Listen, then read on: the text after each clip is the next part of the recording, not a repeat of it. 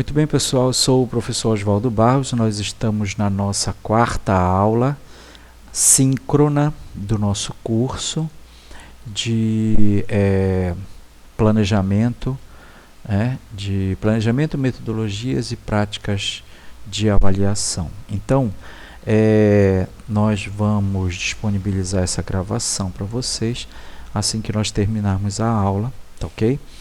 E a frequência, como vocês já sabem, basta vocês irem ao site do LEMAT que vocês conseguem acionar o botão para o formulário onde vocês fazem a frequência de vocês, tá ok? Então, vamos começar, que hoje a gente tem o seguinte, nós vamos ainda nessa dinâmica da montagem de um plano de aula, nós vamos tratar de atividades para a sala de aula. Isso quer dizer que nós estamos no âmbito da metodologia, tá? Então, é assim, a gente já tem uma ideia de como escolher um tema, como escolher os conteúdos, como escolher os objetivos a partir da BNCC, e agora a gente precisa organizar a aula, né? Nós precisamos de prática. Agora o negócio não é mais teórico, o negócio não é mais organizacional, agora é prática. Então, eu trouxe aqui uma ideia para vocês centrada no ensino de matemática, mas a gente vai apresentar nas aulas assíncronas algumas atividades que elas não são restritas ao ensino da matemática. Umas são relacionadas ao ensino da física, outras são relacionadas a pedagogia, no caso, o ensino fundamental menor, tá? E vamos diversificar um pouco essas estruturas de metodologia. Então, a gente vai utilizar esses recursos aqui, tá? Vejam bem, a gente vai trabalhar com o compasso, com o transferidor, com o esquadro, que esse aqui é o esquadro que a gente chama de esquadro reto, que é escaleno, ou seja, ele é um triângulo escaleno, tem 3 lados diferentes entre si. E temos a régua, tá? Então, os 4 são de medição. Olha só, os 4 instrumentos, eles são de medição. Porém, só quem tem marcações dessas medições, tá? Essas marcações, só quem tem vai ser o transferidor, que ele é uma marcação de arco, a régua, que é uma marcação de segmento, tá? E o escaleno também, no caso aqui o esquadro escaleno, ele também é de marcação de segmentos, mas ele tem uma definição aqui na abertura angular, que é o ângulo de 90 graus. Então, vejam bem, esses instrumentos são utilizados para a gente medir, para a gente aferir, tá? E todas as medidas, elas podem ser feitas por esses instrumentos. Então, olha, mesmo que as distâncias sejam grandes, você pode criar uma estrutura para utilizar esses instrumentos em representações de pequenas distâncias, pequenas medidas. Então, eles não são instrumentos de larga escala, eles são instrumentos de pequena escala. Isso significa que as escalas, elas modificam as dimensões, mas não alteram as propriedades. Isso é uma coisa que a gente tem que entender, tá? Então, as propriedades de medição, elas são utilizadas a partir dos referenciais. Por exemplo, o metro, ele tem uma medida e em escala ele pode ser reduzido ou ampliado. E essas medições em escala, elas vão utilizar elementos como os múltiplos para aumentar e os divisores para diminuir. Mas o processo de medição não se altera, tá ok? E é isso que a gente vai discutir um pouco, tá bom? Se alguém quiser fazer alguma pergunta durante a explicação, quiser tirar uma dúvida, você já sabe, é só acionar a mãozinha eletrônica aí, levantar a mão e eu passo a palavra, você fala, tira a sua dúvida, tá ok? Não esqueçam que é importante a gente fazer esse diálogo, porque muitas vezes, por timidez, né, ou por insegurança, a gente não levanta a mão para perguntar alguma coisa, porque a gente fica mais com medo de dar vergonha do que estar errado. É uma coisa que eu sempre pergunto para meus alunos: vocês têm medo de estar errado ou têm medo de passar vergonha? Então, em geral, as pessoas elas têm medo de passar vergonha, tá? E por isso elas não se dispõem a fazer questionamentos. Porque vai que o meu questionamento seja uma coisa tão simples, que alguém vai dizer assim: poxa, você não tem uma questão mais interessante, não? Aí você vai passar vergonha por causa disso, tá? Mas isso é um erro que todos nós cometemos, no sentido da gente não se permitir questionar, porque a gente acha que não tem tanta importância naquilo que a gente pergunta. Pelo contrário, quando vocês forem a uma palestra, quando vocês forem a um curso, alguma coisa, lembrem sempre que a pessoa que está lá fazendo a palestra, ela é gentil o suficiente para ela disponibilizar o seguinte momento: olha, pessoal, se alguém tiver uma pergunta, pode fazer sua pergunta. Aí você vai e faz a tua pergunta, o cara diz assim mesmo: credo, que meu Deus, não tinha uma coisa mais inteligente para perguntar. Ele jamais fará uma coisa dessa com você. Então, não tenha medo de perguntar. Levante a mão, pergunte, tá? Se for uma coisa simples, terá uma resposta simples. Se for uma coisa complexa, terá uma resposta adequada à compreensão sua e das pessoas que estão ao redor, tá? Agora, evidentemente, se a pessoa não sabe responder de maneira adequada, ela vai tentar dar uma resposta que você vai ficar meio complicado de entender. Mas vamos lá. Então, olha, voltando aqui para os demais que estão entrando, sejam bem-vindos à aula. A gente vai trabalhar hoje de maneira prática, pelo menos aqui a proposição é para uma atividade prática, de uso desses instrumentos, que são instrumentos de medição, tá? Eles também são conhecidos como instrumentos de aferição, ou seja, uma determinada coisa tem um tamanho, tem uma medida, você vai aferir, ou seja, você vai verificar a dimensão, você vai verificar o tamanho, tá ok? Então a gente vai trabalhar com segmentos relacionados aqui à régua e ao compasso, no caso compasso não, perdão, ao esquadro escaleno, que é no formato de um triângulo retângulo de 3 lados diferentes, o transferidor, que é essa peça na forma de arco, e o compasso, que também é um sistema de medida, mas ele não traz as aferições de medidas na forma de marcações, tá?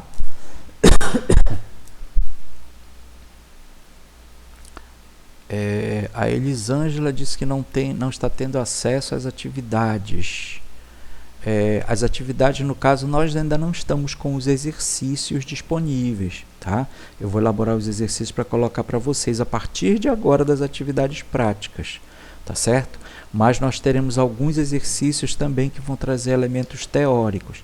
Agora, nós temos já no site disponível 3 aulas que são síncronas, anteriores a essa, que é do dia 14 e 15 do dia 18.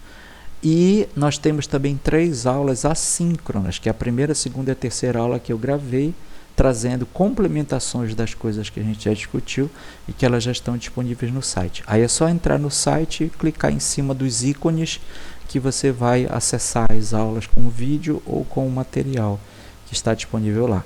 E debaixo de cada uma das aulas, vocês também têm o ícone que abre os formulários para a frequência, tá? Mas qualquer dúvida eu posso ainda aumentar essa explicação. Então vamos lá, vamos começar aqui. O primeiro elemento é o compasso. Então, para que serve o compasso?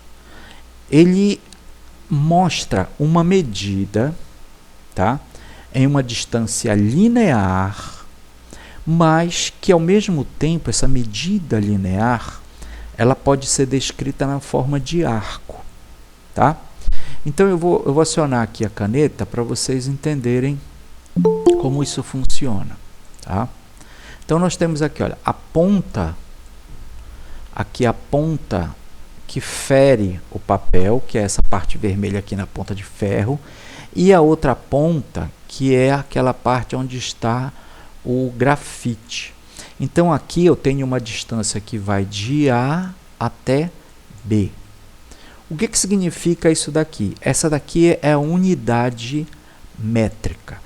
Então, se eu quiser, eu posso utilizar essa unidade métrica que foi registrada pelo compasso, e da mesma maneira como uma pessoa anda no espaço, o compasso também vai fazer. Então, imaginem que eu tenho esse segmento aqui, tá?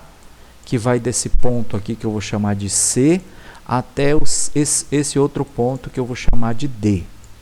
Então, eu vou observar a dimensão da unidade métrica, que é de A para B, que foi registrada a partir do compasso, e ver quantas vezes ela vai caber aqui. Então, supostamente vai caber 1, 2, 3, 4 vezes. Tá? Como é que eu sei disso? É como se fosse o passo de uma pessoa. O ponto A, aqui neste lugar, aqui o ponto B. Muito bem. Aí esse daqui já é uma unidade métrica. Tá? Depois o que é que eu faço? Eu pego o ponto A, coloco aqui de novo no lugar do B e vejo que ele vai até bem aqui. Pronto, do A ao B, mais uma unidade métrica. Depois, no último ponto aqui, novamente eu coloco o A, vai até o B, mais uma unidade métrica. E depois eu coloco o A novamente aqui, vai até aqui neste ponto B, que eu vou ver que tem mais uma unidade métrica. Então, eu tenho 1, 2, 3, 4 unidades métricas. Então, veja bem, eu não estou dizendo centímetro, eu não estou dizendo metro, eu não estou dizendo quilômetro, eu estou dizendo uma unidade métrica. Então, se eu vejo no mapa essa distância da unidade métrica em centímetros, ela vai ter, então, 4 centímetros, vamos dizer, a unidade métrica. Então, qual é o total do deslocamento de C até D? 4 vezes a unidade métrica, que é 4 centímetros. Então, vai ter 16 centímetros no total. E essa unidade métrica, ela é tomada dessa maneira justamente porque você não define claramente o que ela corresponde. Eu só sei que é uma unidade. Mas em transformações matemáticas, em transformações numéricas, eu vou dizer que cada centímetro que eu medi corresponde a 100 metros. Então, cada centímetro, 100 metros. 4 centímetros, 400 metros. Se eu vejo que tem 4 unidades métricas de C para D, 4 vezes essas 4 unidades são 16 unidades métricas. Isso vezes 100 metros, então vão ser 1.600 metros. Ou seja, são as correspondências aos múltiplos em relação àquilo que a gente chama de escala de medição. Mas o compasso, ele também mede aberturas angulares, tá? Que é quando a gente fixa o ponto que ele é aqui, esse ponto que a gente vai chamar como o ponto fixo, que é aquele que tem a pontinha de metal, e a gente movimenta a outra parte, que é a parte que é onde tem o grafite. Quando a gente faz isso, a gente movimenta ele fazendo uma abertura angular. Esta abertura angular, ela vai se manter em qualquer situação. E aí, é para isso que serve, por exemplo, a gente medir a abertura angular a partir do compasso. Quando a gente faz isso, a gente utiliza a seguinte situação. Aqui no ponto A, é um ponto de início da observação desta abertura. Então, todas as dimensões, elas vão ser observadas a partir daqui deste ponto, que se eu tenho essa abertura aqui, que eu digo que são 10 graus, aqui também será 10 graus. Aqui também será 10 graus. Ou seja, se eu mantenho esses dois pontos de referência, qualquer abertura manterá os 10 graus, independente da distância dos objetos que eu estou observando. É aqui que funciona, por exemplo, a leitura de graus com as mãos. Tá? Então, essas situações aqui, elas não nasceram agora. Elas são de um tempo da matemática onde as pessoas elas utilizavam a estrutura corporal como referência para medições de unidades métricas, como a gente está fazendo agora com o compasso. Então, vocês sabem que as pessoas podem medir as distâncias, tá, de maneira linear, com pegadas, com passos, com braças, no caso com palmos. Tudo isso a gente sabe, porque a gente já fez de alguma maneira isso daí. Quem jogou já, quando era criança, que jogou bolinha de gude, você tinha duas bolinhas de gude, uma próxima da outra, fazia assim, palmou. O que significa? Tem uma unidade de palmo entre as duas. Se tiver uma unidade de palmo entre as duas petecas, uma peteca não pode bater na outra. Então, você anula aquela jogada. Então, a palmou quer dizer que não pode fazer. Aí, essas medições com as mãos, elas também funcionam para as aberturas angulares. Isso porque você tem aqui, ó, por exemplo, o dedo mindinho, vocês lembram dos nomes dos dedos? Nós temos 5 dedos nas mãos. O dedo indicador, perdão, eu vou colocar falar na sequência que fica mais fácil. O menor dos dedos, que é o mais externo da mão, né? Se a gente estica a mão, se a gente tem o mais externo, é o dedo mindinho. Aí, junto com o dedo mindinho, tem o seu vizinho. Depois, com o seu vizinho, tem o maior de todos. Junto com o maior de todos, tem o furabolo. E junto com o furabolo, tem o mata-piolho. Com certeza, alguém ensinou isso para vocês. Se não ensinaram isso para vocês, vocês perderam a infância de vocês. Tá? Mas é assim. Nós temos o mindinho, o seu vizinho, o maior de todos, o furabolo e o mata-piolho. Mas eles têm um nome diferente desse. Esses são os nomes da nossa infância, da nossa estrutura cultural. Então, nós temos o menor de todos, que é o mínimo, o dedo mínimo. Ao lado do dedo mínimo, nós temos o anelar, que é aquele onde a gente vai se casar, a gente coloca lá o dedo, ou então vai receber uma homenagem, né? O anel de formatura, ele vai naquele lá, é o dedo anelar. O maior de todos, ele é o dedo médio, ou seja, é o dedo do meio da mão, certo? O indicador é aquele que é o furabolo, o indicador, e o polegar, que é o mata-piolho. Então, a partir dessas nomenclaturas, então agora eu vou apresentar para vocês as medições de aberturas angulares, e aí onde vocês estão, vocês vão fazer isso de maneira prática, tá certo? Que é o seguinte, o dedo mínimo, ele tem uma largura, tá aqui a largura dele, ó. A largura do dedo mínimo vai daqui até aqui. Essa largura do dedo mínimo, tá? Ela vai corresponder a 1 grau. Agora veja bem, ela é correspondente. Isso não quer dizer que vai dar em cima de 1 grau exatamente. Não é assim, tá? Então, como é que você tem que fazer? Eu vou colocar aqui a minha imagem agora no lugar da exibição, para você entender. Você tem que esticar a sua mão. Deixa eu me posicionar melhor aqui. Você estica a sua mão, tá? No caso, a sua mão direita. Se você esticou a sua mão direita, você vai olhar com o olho direito, tá? Você não pode esticar a mão direita e querer olhar com o olho esquerdo. Por quê? Porque vai fazer um cruzamento. E aí você vai errar a medição, tá? É como se fosse o olho de mira. O olho de mira é o mesmo olho do braço esticado. Então, você vai olhar com o dedo. Você vai olhar para uma coisa qualquer, tá? E aí eu vou tomar como referência aqui o canto da minha estante, tá? Então, olha, o canto da minha estante bem aqui, olha a largura do meu dedo, tá? Então, o canto da minha estante até a largura do meu dedo e o meu braço, olha, tem que estar esticado, tá? Pega, dá uma travadinha aqui, né? na imagem. Pronto, agora sim. O braço tem que estar totalmente esticado, tá? Totalmente esticado e na altura do seu ombro. Não pode ter muito para cima, muito para baixo. Não, aqui é o suficiente. Aí você vai ver uma coisa lá no céu, você vai evidentemente levantar aqui, tá? E vai levantar a cabeça também. Você não pode ficar com a cabeça aqui, tá? Em linha com o ombro e querer olhar lá em cima. Não dá. Você tem que levantar a cabeça também, tá certo? Então, você vai fazer esse exercício.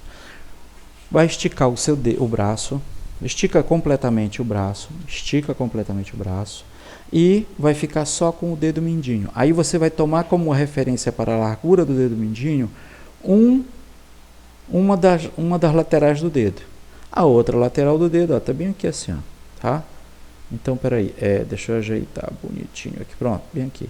E o outro está, é difícil fazer isso, porque a imagem é invertida. Pronto, achei a maneira, tá aqui, ó. É a largura.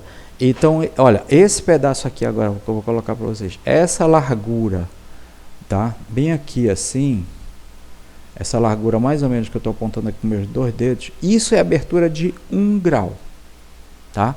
Então, você pode observar, você pega, ó, agora eu estou com o braço esquerdo, então eu tenho que olhar com o olho esquerdo, tá? Eu coloco ele numa lateral, vou colocar aqui bem no lado da cadeira, e vejo mais ou menos o que seja a distância. Então, eu não sei se vocês conseguem perceber na imagem, mas a largura de um azulejo desse que está atrás de mim é de 1 grau. Tá? A outra imagem, novamente, vou retornar aqui com a imagem. Agora eu quero 5 graus, são os 3 dedos. O dedo médio, que está no meio, o anelar e o indicador. Eles 3 vão formar esta largura bem aqui. Esta largura bem aqui significa os 5 graus. Mas como é que funciona isso de dizer que essa largura que é retilínea, ela funciona com 5 graus? Porque elas vão funcionar mais ou menos assim, ó, tá? A partir da sua visão, certo? Você não percebe, mas quando você olha pelo seu braço, você tem um ponto fixo que é o seu olho. Então, esta abertura aqui, ela vai permanecer o tempo todo, olha, tá? E isso vai ter a distância de 5 graus de arco, tá ok? Então, voltando aqui para mim. Eu tenho aqui, ó, novamente, estiquei lá, tá? Estiquei o meu braço, tenho 3 dedos, tá aqui, ó, tá? Os meus 3 dedos vão dar uma abertura que vai daqui do meu fone de ouvido até a ponta da estante, 5 graus. Da agora, eu tinha 1 grau. Eu vou colocar aqui assim, eu vou me aproximar aqui o suficiente para tentar fazer 1 grau. Pronto. Essa distância aqui, mais ou menos 1 grau.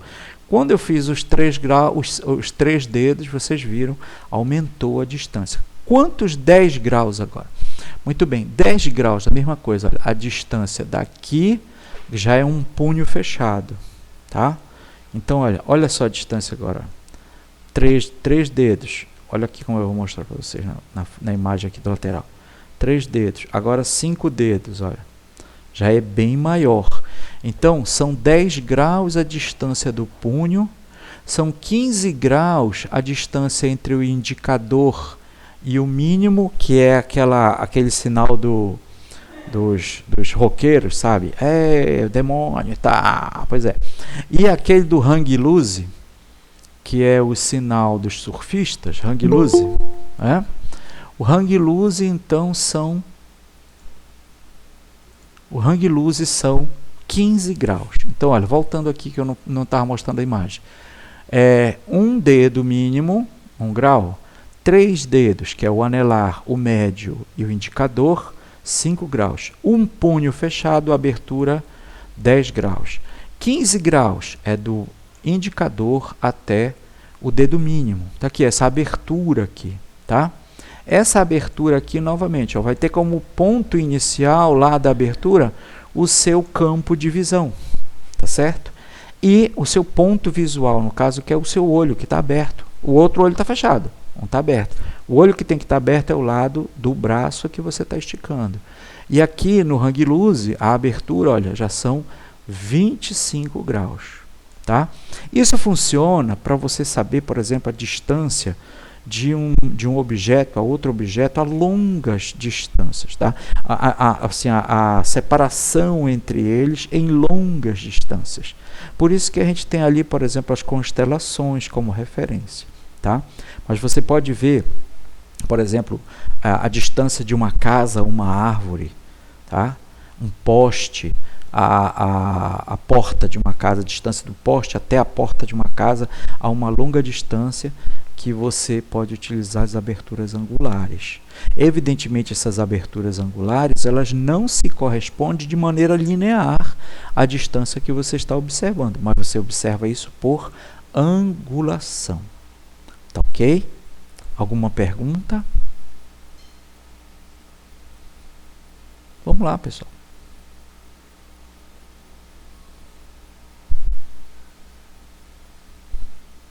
Vocês estão me ouvindo? Sim, professor, dá para ouvir normal. Mas não tem nenhuma pergunta. Poxa. Será que foi tão ruim assim que ninguém compreendeu? Não entendi. Ah, puxa vida. Vou tentar. Tá? Depois a gente retorna para cá. Muito bem. Agora a mesma coisa acontece, tá? Quando a gente utiliza o transferidor. Se a gente for observar a relação do transferidor com as aberturas angulares que nós vimos, nós temos este ponto aqui que é o ponto central. Este ponto central, ele funcionaria, deixa eu ver se eu consigo fazer aqui uma coisa. Imaginem aqui uma pessoa, tá? Que ela esticou o braço e ela aqui botou a mão dela para ela observar. Essa mão dela, ela vai indicar a partir do dedo a abertura angular, certo? Se a gente consegue observar isso, esses arcos formados, eles têm como ser medidos a partir do transferidor. Então a gente pode fazer, é uma das atividades que eu vou depois fazer com você. Não hoje, mas eu vou fazer com uma outra aula para você observar. Como é que a gente utilizaria esse transferidor para observar longas distâncias? Tá? Porque não cabe muito bem você tratar de longas distâncias de maneira linear. Tá? Principalmente os objetos, você é um observador da distância desses objetos. Então é muito mais fácil a gente perceber, por exemplo, a distância de ponto A até ponto B na forma de arco de circunferência do que necessariamente de um ponto ao outro. Então esse arco de circunferência, ele tem uma linearidade aqui, mas não nos interessa essa linearidade. O que interessa é saber em função de um arco de circunferência. Por quê? Porque nós estamos no centro de uma suposta circunferência como observadores de distâncias muito longas a partir deste centro. Tá? Desculpem. Então, continuando aqui.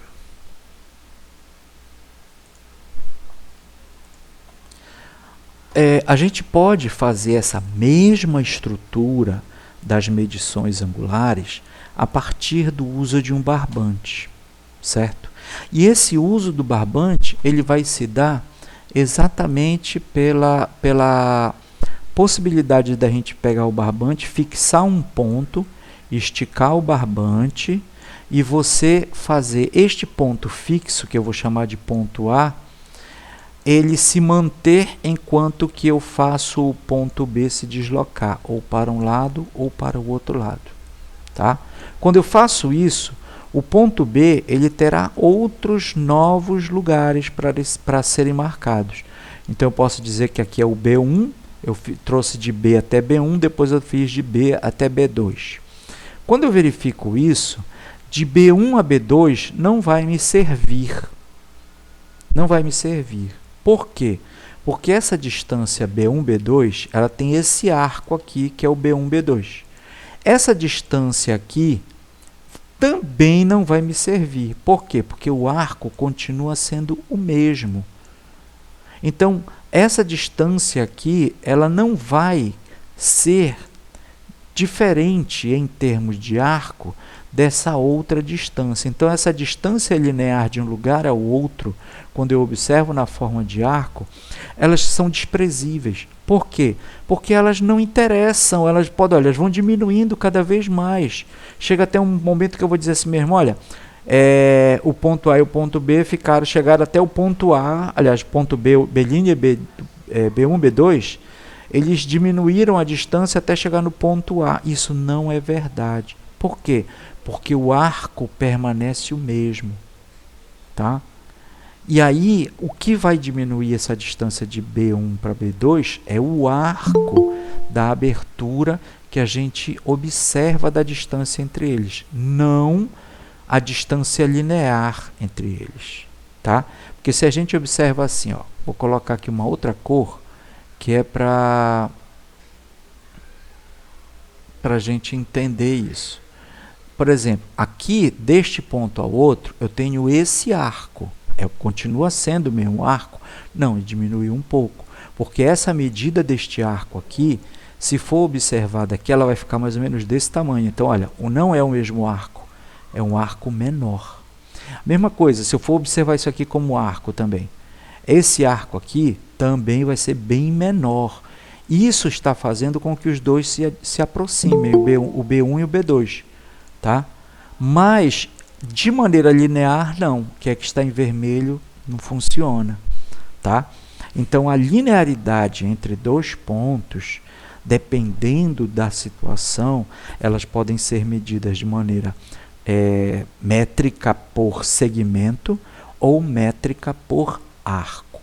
E o arco, ele será esta distância em forma de movimentação, vamos dizer assim, parcialmente circular, tá? Porque vai ser gerado a partir da ideia de que existe uma curva, e esta curva eu estou limitando dois pontos, só que toda estrutura de circunferência tem um centro, então eu tenho aqui um arco. Como é que eu vou chamar para essa distância aqui entre este ponto e este ponto? É de arco? Não, é de corda. Então, toda distância numa circunferência tem o arco e tem a corda. Qual é a menor distância entre eles? É o arco ou é a corda? Se a gente for jogar numa linearidade, o arco é sempre muito maior do que a corda. Por isso que a corda ela é desprezível quando a gente vai observar a distância, por exemplo, de B2 até B1 de maneira linear. Quando a gente faz essa linearidade, ela é desprezível porque isso não nos interessa. Interessa observar a abertura angular. Ok?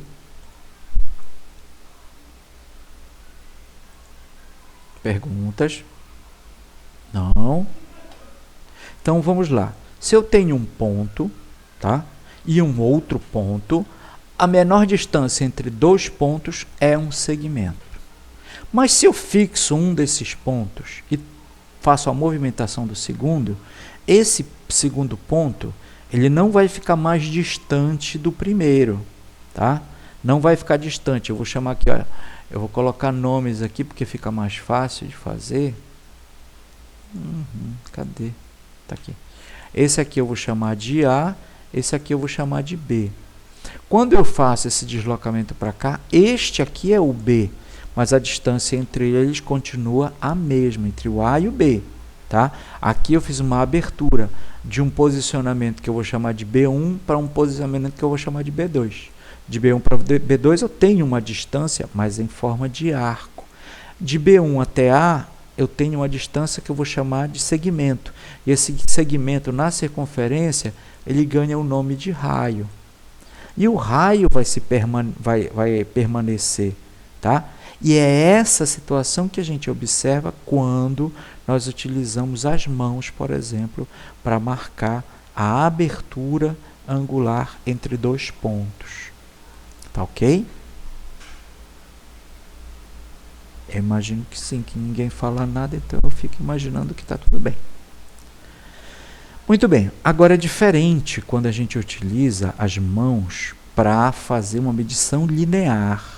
Porque veja bem, a medição linear feita com as mãos, por exemplo, a partir do palmo, nós temos aí a medida feita a partir de uma régua. Tá?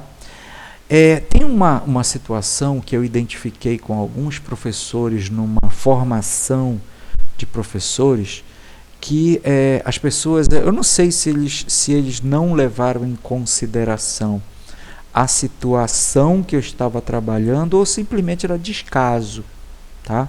Era descaso mesmo, fazer de qualquer jeito, porque tem uma coisa que eu tenho observado muito, muitas vezes os professores de matemática resistem de participarem de formação continuada, porque afinal de contas eles já sabem de tudo, então por que eles vão se dispor a ficar aprendendo coisa que eles já sabem?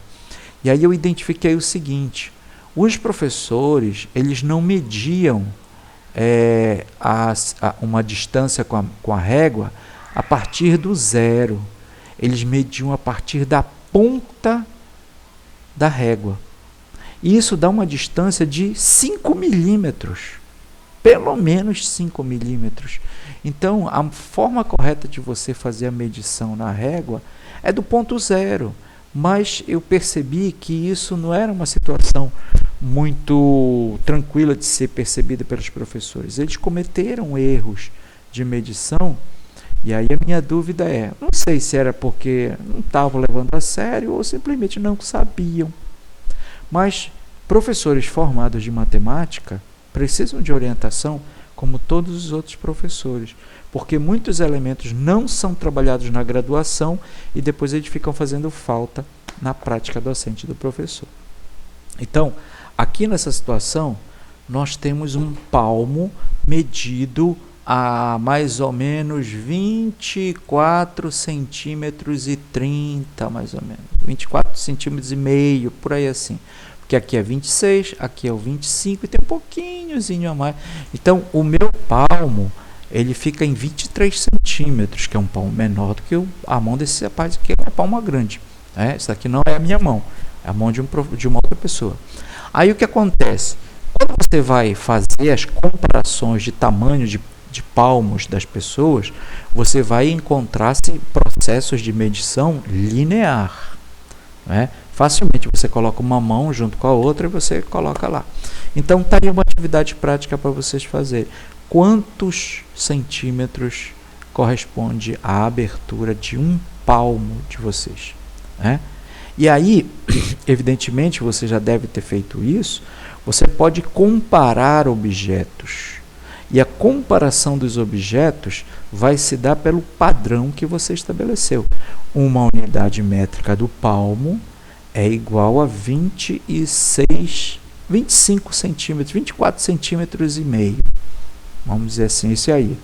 Então, se eu tenho, por exemplo, aqui, como eu estou aqui agora, com uma caneta, eu vejo assim, olha, a caneta tem menor tamanho do que o meu palmo, porque olha, a caneta ela termina vai daqui da tampa até ali a parte da ponta, então tem mais mão do que caneta. Então essa caneta é menor do que 23 centímetros, tá? Porque eu sei que o meu palmo tem 23 centímetros, tá certo?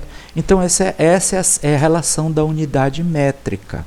Então vejam bem, eu estou falando para vocês de todas as atividades até agora em função de uma situação que é a medição a partir da unidade métrica. E eu estou variando os instrumentos para trabalhar a unidade métrica. Tá? Não estou trabalhando com os sistemas métricos. Sistema métrico que significa metro, grama, litro. Tá? Esses sistemas de múltiplos e divisores do metro, múltiplos e divisores da grama, do quilograma, múltiplos e divisores, da grama, né? Porque o quilograma é 1000 gramas, então ele é um múltiplo de uma unidade de grama. O litro, a mesma coisa, de 100 vezes, 1000 vezes, mil vezes o litro. Aliás, o litro é uma unidade onde eu tenho divisores para menos, divisores para mais, como o sistema métrico de distâncias, né? Então eu tenho mililitro, que é partes de 1000 de uma unidade de litro, né? E essas situações todas, elas estão sendo trabalhadas a partir com a gente, não dizendo o sistema, porque um sistema significa a organização de distribuição das unidades métricas em múltiplos e divisores. É isso que é o sistema, tá?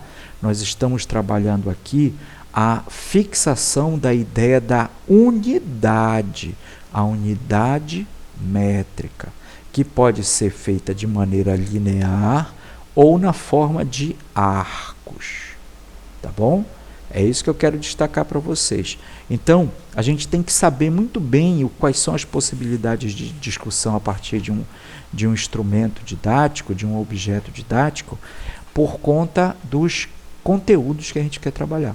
E o conteúdo que eu estou trabalhando com vocês não é o sistema métrico. Porque todo mundo corre logo para o sistema métrico e não trabalha a unidade métrica. Não trabalha a unidade da distância linear, que é o metro. Não trabalha a unidade da massa do objeto, que vai ser a grama. E não trabalha o volume, a unidade volumétrica do objeto, que vai ser o litro. Tá ok? Então, nesse caso aqui a gente está trabalhando só a unidade métrica, tá? Muito bem. Então, aqui é o uso da régua. Então, aquilo que eu falei para vocês até agora, né? Temos aqui a régua como uma referência de medição linear, mas que tem um ponto inicial dessa referência. Esse ponto inicial da referência, ele às vezes é negligenciado pelas pessoas. Elas medem a régua e não a medição grafada, ou seja, desenhada, pintada na régua. Essa situação, ela tem uma correspondência na história da matemática, que está relacionado a quando foi criado o metro. O metro ele foi criado no período da Revolução Francesa. E o que se queria com isso, a ideia de que é um padrão para as medições que pudesse estar relacionado a todas as coisas que pudessem ser medidas em qualquer lugar, elas foram criadas no sentido de tirar da necessidade da existência de um monarca a medição oficial. Porque os reis, de um modo geral, os reis, eles são a referência de medição. Então, por que, por exemplo, os reis eles precisam ser coroados quando adultos? Porque na concepção, né, de sujeito adulto, ele já está formado. Então, o tamanho da mão, o tamanho da pegada, o tamanho dos pés, isso tudo já está consolidado. E aí passa a se utilizar as medidas do rei para as medições de espaço, de peso, valor, etc. e tal, tá? Mas, no caso da Revolução Francesa, que derrubou o absolutismo monárquico, esse absolutismo monárquico também influenciou as mudanças nos processos de medição. Então, criou-se uma unidade padrão de medida chamada de metro. E o metro, ele tinha que ser implementado como estrutura de medição, como padrão de medição. Não era uma coisa de dizer assim mesmo, está aqui o metro, esse aqui é o metro, em todos os lugares tem um metro. Não, não, não. É como eu falei numa aula anterior para vocês. Só tem matemática onde eu vejo matemática.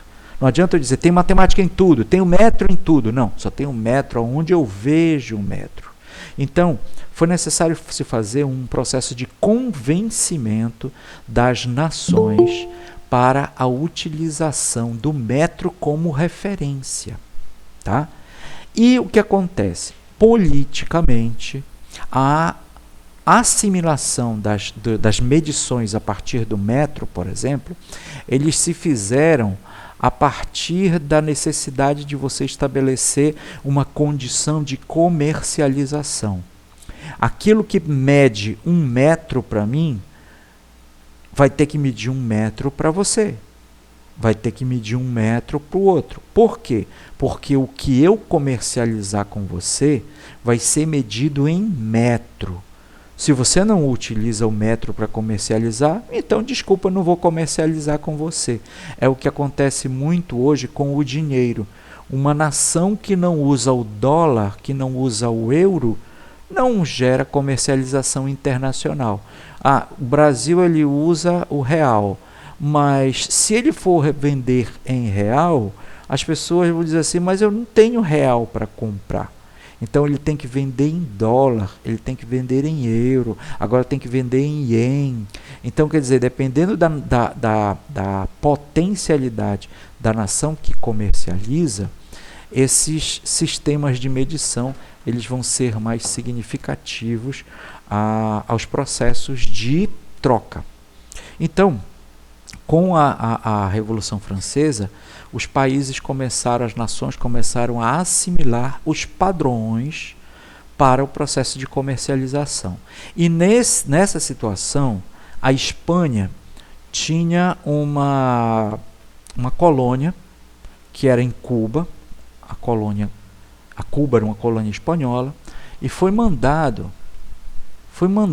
para a colônia, né? Foi mandado para a colônia o metro, que seria a unidade métrica agora oficial da coroa espanhola, então teria que ser utilizado pelas suas colônias. Então, o metro foi mandado dentro de uma caixa. Isso não é brincadeira, isso é verdade. O metro, uma barra de metal com o tamanho do metro, foi mandado dentro de uma caixa, como se fosse uma caixa de espada, vamos dizer assim, tá? Mandado dentro de uma caixa. Quando as autoridades receberam essa caixa, eles acharam a caixa tão bonita, era tão cheia de material e tal, muito, muito vistosa, as autoridades elas acharam que era aquela caixa que era o metro, e não o que tinha dentro, que era realmente a medição do metro. Então, por muitos anos, a caixa, o tamanho da caixa foi utilizado como metro em Cuba e em algumas colônias espanholas. Quando o intendente espanhol chegou, que começou a ver que as pessoas utilizavam um metro de maneira errada, ou seja, era uma quantidade muito maior do que aquilo que eles previam como unidade de metro, é que se descobriu que o metro estava dentro da caixa. Ou seja, é como se a gente tivesse aqui essa situação da régua. Quando eu tenho uma régua e essa régua é um objeto, tá? Ela é um objeto que tem uma estrutura e eu desconsidero a milimetricação, ou seja, a medida milimetrada da régua, eu considero o tamanho da régua. Observem o seguinte, se eu desconsiderar, tá? O zero, e a gente começar a medir a partir daqui, desta ponta, eu já estou aumentando a medida em mais ou menos 5 milímetros. E se eu desconsiderar daqui o 30, eu vou aqui na ponta, isso quer dizer que esta régua ela tem a medição de 1 centímetro a mais do que é o que ela realmente mede. Então, o que eu fosse medir com a régua, com o tamanho da régua, a unidade de medida da régua seria de 31 centímetros e não de 30 centímetros. Então, se eu for usar as pontas da régua, é como se eu estivesse usando a caixa que trazia a unidade do metro. E eu vou usar a caixa em vez da unidade do metro. Então, as minhas medidas serão maiores do que deveriam ser. Tá? E isso, infelizmente, eu percebi na prática de professores. Tá? E eles usavam isso como a coisa mais normal do mundo. Mas por quê? Alguém ensinou para eles isso na universidade? Não. Isso foi tirado, de alguma maneira, de uma vivência numa situação bem equivocada. E isso passou a ser uma coisa normal para eles. Então era assim que se usa e pronto. Mas, evidentemente, eles sabem desses processos de medição. Eles só não se interessaram naquele momento. Então isso incorria em os alunos utilizarem de maneira errada, né? E aí a gente vê aqui, ó, a medição da régua traz a possibilidade da gente trabalhar múltiplos e submúltiplos. No caso aqui, 10 centímetros, o tamanho de 10 centímetros, está dividido em 10 unidades de 10 milímetros. Ou seja, o centímetro é 100 vezes menor que o metro. É uma parte de 100 do metro. 1 milímetro é uma parte de 1000 do metro. E assim por diante. Então, essas situações elas são muito ricas para a gente trabalhar processos de operação de quantidade por múltiplos e por divisores. Tá, ok? Agora aqui, o esquadro escaleno. Nós temos dois tipos de esquadros. O esquadro escaleno e o esquadro isósceles. E aí vocês lembram que o isósceles é aquele triângulo que ele tem um ângulo reto, mas os seus lados são iguais. Ou seja, esse aqui é o cateto, que eu vou, por exemplo, de A para B, tá? É um cateto. E de A para C tem um outro cateto. Isso quer dizer que o lado AB, tá? O lado AB é exatamente igual ao lado AC. Muito bem. Aonde o ângulo, o ponto A, vai ser o ângulo reto. Aqui acontece do mesmo jeito. Então, eu sei que aqui acontece o ângulo de 90 graus, que a gente sabe. Mas se esse daqui é de 90 graus, a soma dos ângulos internos do triângulo, a gente sabe que é 180. Tá? Então, se aqui eu sei que tem 90 graus, no ângulo isósceles, com dois lados iguais e um diferente, isso quer dizer que esses ângulos aqui eles se correspondem em relação aos seus lados opostos. Então, esse aqui vai ser igual ao seu ângulo, ao seu lado, correspondendo, aliás, ao seu lado oposto. Então, se os dois somados vai ter que dar 90 graus, evidentemente, cada ângulo desses tem 45 graus. Tá ok? Tá? 45 graus. Então, aqui nós temos 45 graus, mais 45 graus, que é 90. 90 mais 90, 180. Então, o escaleno, que é o instrumento que a gente está usando, a gente mede imediatamente essas aberturas angulares no sentido de perceber que aqui nós temos um ponto que eu vou chamar de ponto A, aqui nós temos um ponto que eu vou chamar de ponto B, e aqui nós temos um ponto que eu vou chamar de ponto C. De A para C é bem maior, tá? A para C é bem maior do que A para B, tá ok? Então, se eu percebo isso, evidentemente o ângulo B vai ser correspondente ao lado, certo? Que é o lado aqui, ó, lado AC. O ângulo B é correspondente ao AC. E o ângulo C vai ser correspondente a AB. Então, se AB é menor, o ângulo C é menor.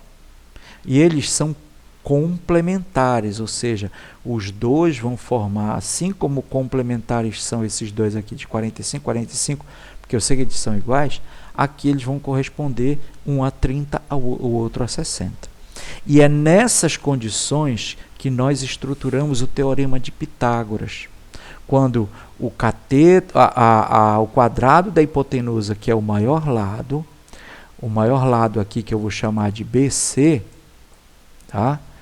O quadrado deste lado, ele vai ser igual ao quadrado a soma dos outros dois lados ao quadrado. Então, AB ao quadrado e AC ao quadrado.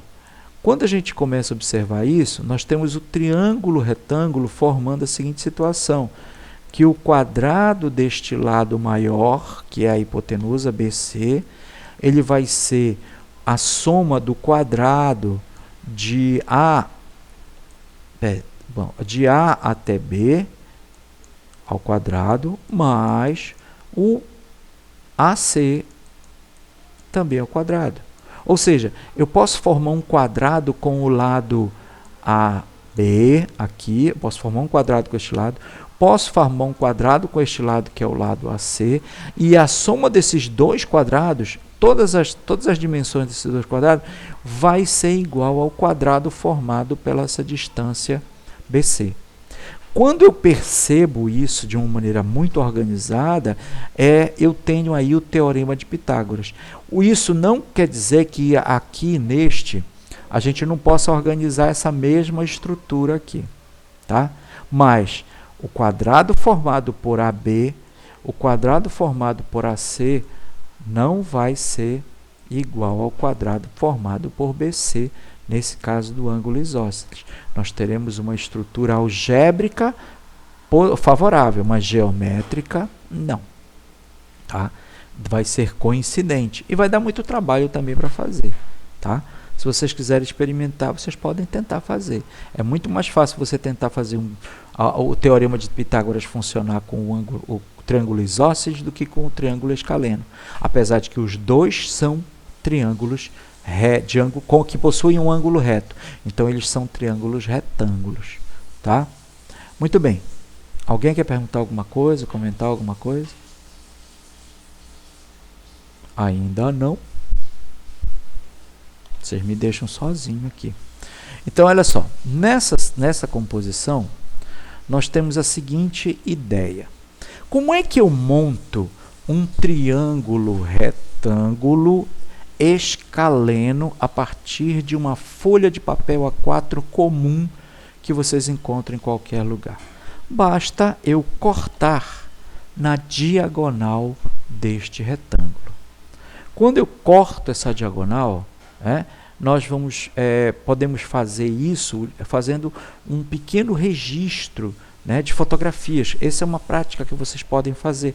Vocês peguem aí uma folha de papel A4 e cortem, tá? Cortem. Cortou ela, você tem um triângulo retângulo do tipo escaleno. E você sabe que o ângulo formado por cada uma dessas partes aí vai se corresponder àquele que nós temos no material escolar.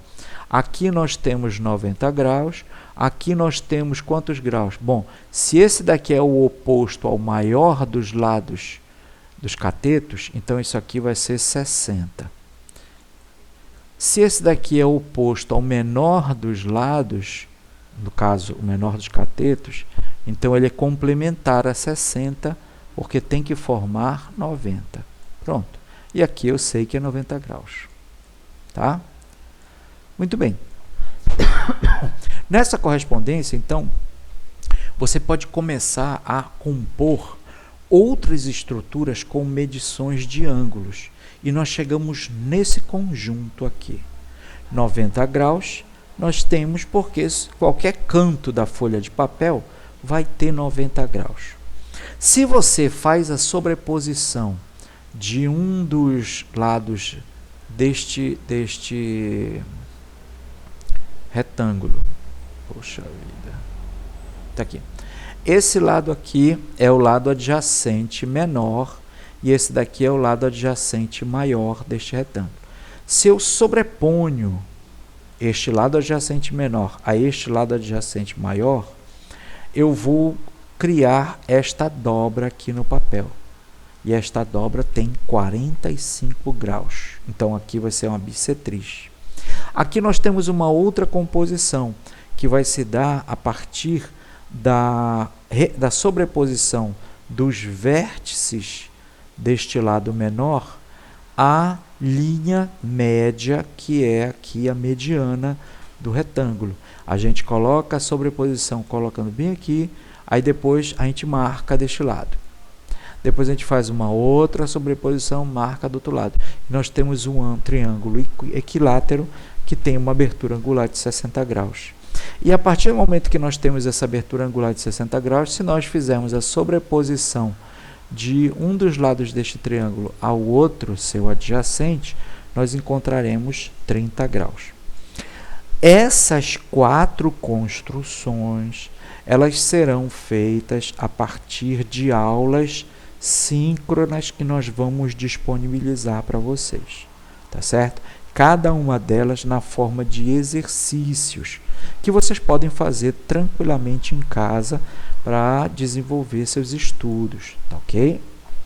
Muito bem, mas o que nos interessa é isso aqui, tá? Nessa situação toda, desse planejamento que nós estamos fazendo, nós precisamos compreender o seguinte. No desenvolvimento das atividades, nós temos os nossos tópicos de estudo, que são os conteúdos escolares que têm que ser trabalhados. E aí o que acontece? Existe sempre 2 momentos, tá? Um primeiro momento sendo um processo de aprendizagem e o segundo momento um processo de avaliação. A gente não pode confundir os dois, tá? Isso é muito importante. Vejam bem, eu coloquei ali várias atividades que eu vou trabalhar depois com vocês em outras aulas, mas essas atividades, elas trazem práticas que a partir do momento que o professor assimila o processo de orientação a partir dessas práticas, então ele vai compor uma estrutura na qual você tem aqui, ó, o processo de aprendizagem e o processo de avaliação, tá certo? Então vamos lá, o que é que diferencia o processo de aprendizagem e o processo de avaliação? Essa daqui, ó, é o acompanhamento do professor. O professor, como a gente já viu anteriormente, ele é o sujeito que informa sobre o conhecimento a ser estudado em sala de aula. E se ele informa sobre esse conhecimento, ele detém informações, detém orientações dos elementos que serão trabalhados e que potencializam a prática dos alunos. O aluno ele não tem que aprender por si só, o estudante ele não tem que ser largado ao léu para ele, por ele mesmo, ele vai aprender. De qualquer maneira ele vai aprender. Se de qualquer maneira ele vai aprender, por que ele tem um professor lá? Então isso tem que ser muito bem compreendido pelo professor. O professor vai desenvolver exercícios de aprendizagem e exercícios de fixação. Qual é a diferença desse exercício de aprendizagem para o exercício de fixação? Os exercícios de aprendizagem são aqueles que você utiliza para introduzir a discussão sobre um determinado tema. Então, eu vou apresentar, por exemplo, o processo de medição das aberturas angulares a partir de um palmo. Aí eu vou dizer, olha, tantos graus, tantos dedos corresponde a tantos graus e assim por diante. Então, isso é para você compreender o que é o grau, o que é a unidade, o que é a abertura. Depois nós vamos fazer os exercícios de fixação. Ou seja, agora olha, eu quero saber quantos graus vai ter daquele lugar até aquele outro lugar ali. Quantos graus tem nesse desenho aqui quando você observa ele a partir da utilização do transferidor? Quantos graus tem, ou seja, todas as vezes as minhas situações de aprendizagem vão ser por meio de exercícios para eu compreender a participação de cada um dos elementos nas situações problemas. Mas depois de perceber a presença de cada um desses elementos e como eles contribuem para a resolução de um problema, aí eu vou para os exercícios de fixação. Aí eu vou tentar entender a partir de uma estrutura um pouco mais dinâmica, um pouco mais prática daquilo que eu estou fazendo. E esses são os exercícios de fixação. O que vai diferenciar esse exercício de fixação do exercício de avaliação? Primeira coisa, por que é exercício de avaliação? Porque em todos os momentos a sala de aula Na sala de aula, o professor vai passar exercícios aos alunos, tá? O espaço escolar é um espaço de exercícios e não de práticas. As práticas, elas vão acontecer no espaço de trabalho, no espaço de convivência, no espaço onde as coisas acontecem e elas exigem uma resposta. Na escola, as respostas exigidas, elas podem não ser encontradas. E isso possibilita o aluno a tentar novamente. Nas situações práticas de vivências pessoais, as situações nem sempre permitem que haja uma segunda oportunidade. Tá? Então, vocês viram aquela saga do Harry Potter? Quando o Harry Potter estava treinando os amigos dele, que ele dizia a si mesmo, ele estava lá num bar, onde organizaram uma reunião com outros alunos da escola, que iam fazer parte do grupo dele, que eles estavam querendo formar um grupo que era a Armada de Dumbledore. Então, uma das coisas que ele deixou bem claro lá, é que na vida real você não tem nem sempre você tem uma segunda chance. Na escola, se você errar hoje, você pode tentar amanhã. Se você não conseguir hoje, você terá uma outra oportunidade depois. Na vida real, não. Por isso que nós falamos sempre de exercícios, tá?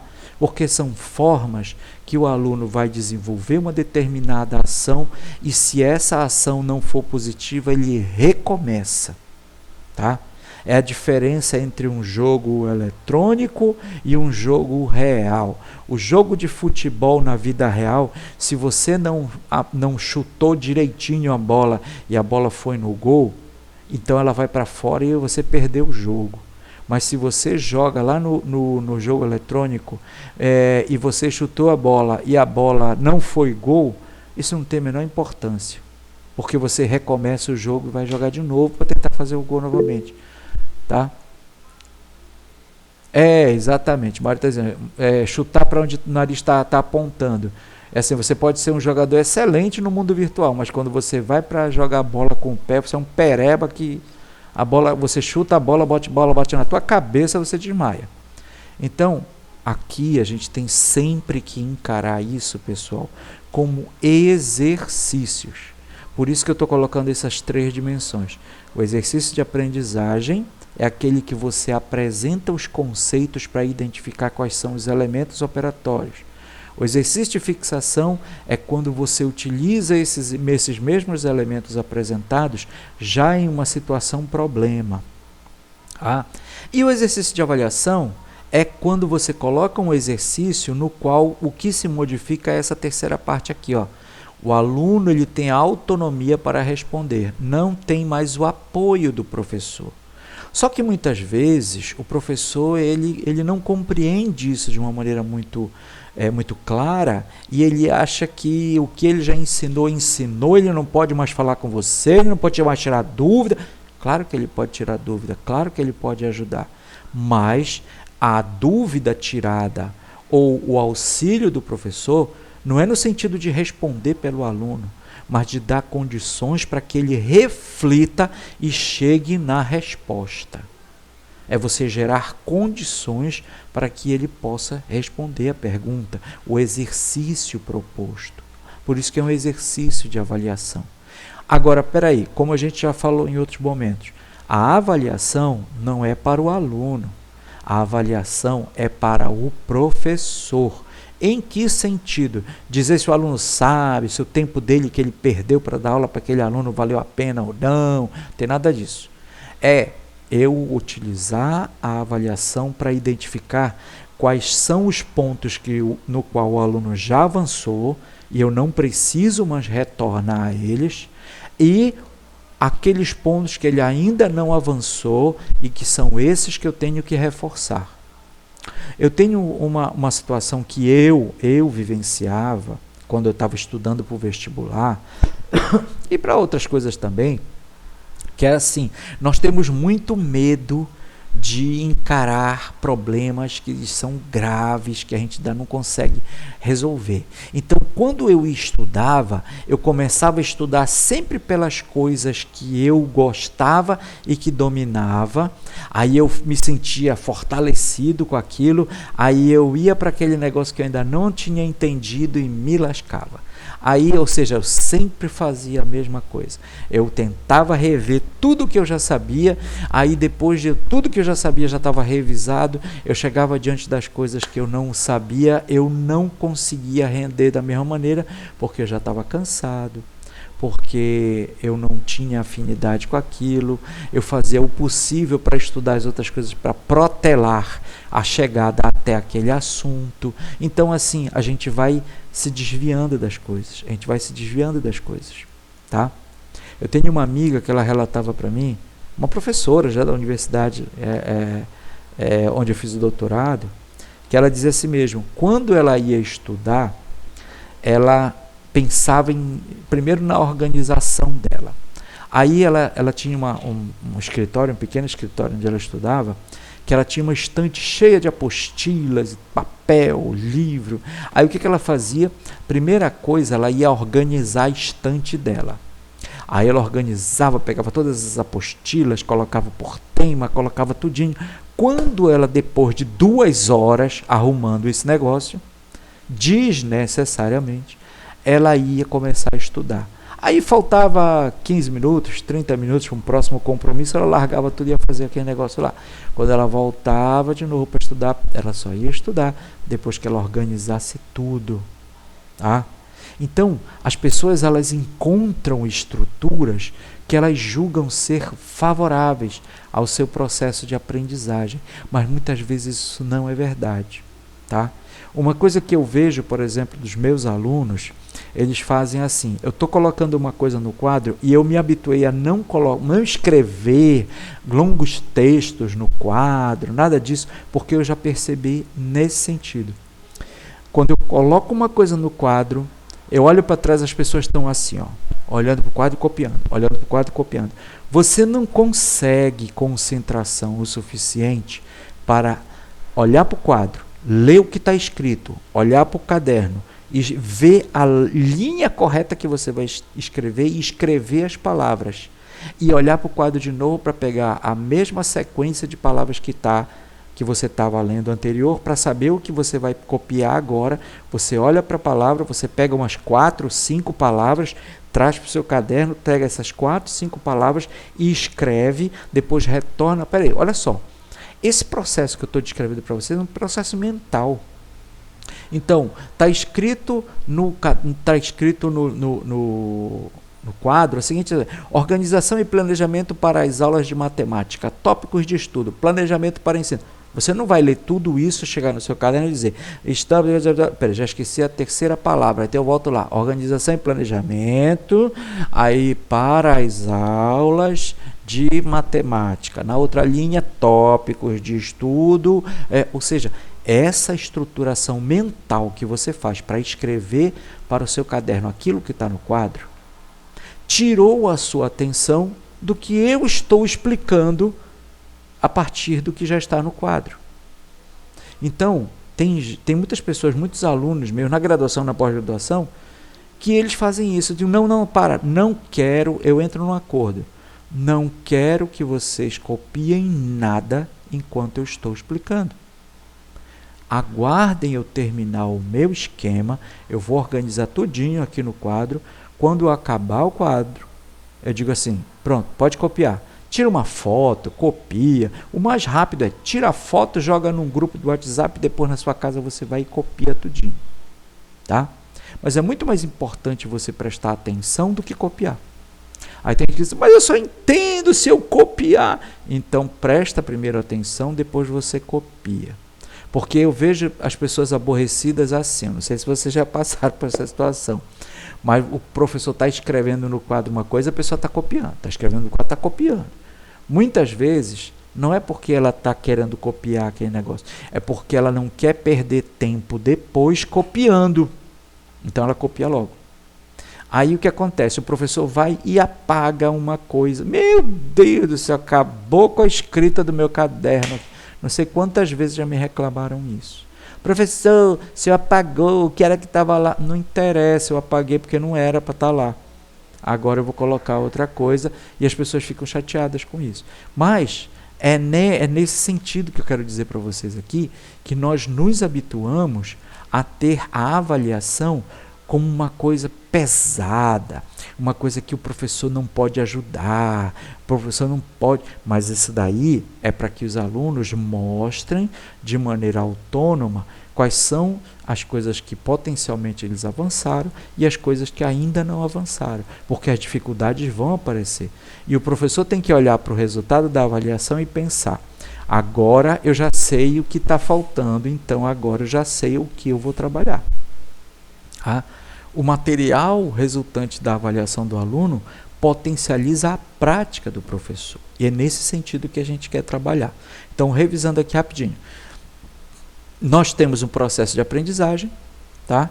Que é o processo do qual o aluno vai se valer dos exercícios iniciais, que são os exercícios de aprendizagem, e os exercícios de fixação dos conteúdos apresentados. Ambos têm o acompanhamento e o apoio do professor. O processo de avaliação também terá o apoio, o acompanhamento do professor, mas o professor tem que possibilitar que o aluno tente resolver sozinho o exercício. Agora, o que não dá é para o professor ensinar o cálculo da velocidade a partir do espaço pelo tempo e ele perguntar na prova qual é a massa da Lua. Não tem sentido isso. Ele tem que trabalhar na avaliação aquilo que ele estava trabalhando no processo de fixação. Tá? O aluno ele vai variar o processo de fixação. Aí tem gente que não quer entender isso e acha que se você trocar um número, trocar uma letra é o suficiente. Não é nada disso. Tá? Muito bem. Então, olha só. Nós temos aqui o processo de aprendizagem. Os exercícios de aprendizagem que têm o acompanhamento do professor, nós temos os 3 instrumentos que a gente utilizou aqui. O compasso, as mãos para medir a abertura angular, o fio. O professor orienta todo esse processo com um processo de exercício de aprendizagem para que os conteúdos sejam apresentados na medida em que vai se fazendo aquela construção. Tá?